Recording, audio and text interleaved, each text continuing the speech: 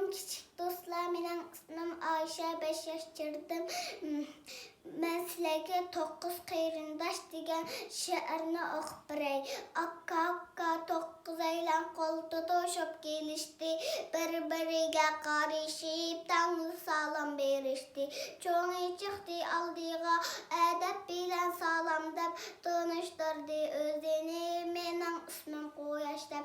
Mendan boshqa yana 8 qayrindashimdan qoldi. Quyosh siz demesidin otluq salom apkaldi.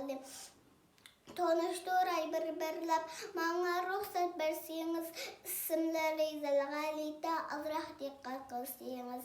Yenimde la turgini, küçük Okan Merkuri'nin yeni diklik, güzel sağlı Vanira'nın yeni de bir kilişke inim var, hemmeylenge tanışlık, ismi onun Yaşarı'nın yeni de bir küçük Okan ba, İsmi onun Mars'tur, rengi bulsa kızıldır. Küçük Mars yeni de mezmutlular Jüpiter. Okalarımın içi de hemmeden çok üstüngür.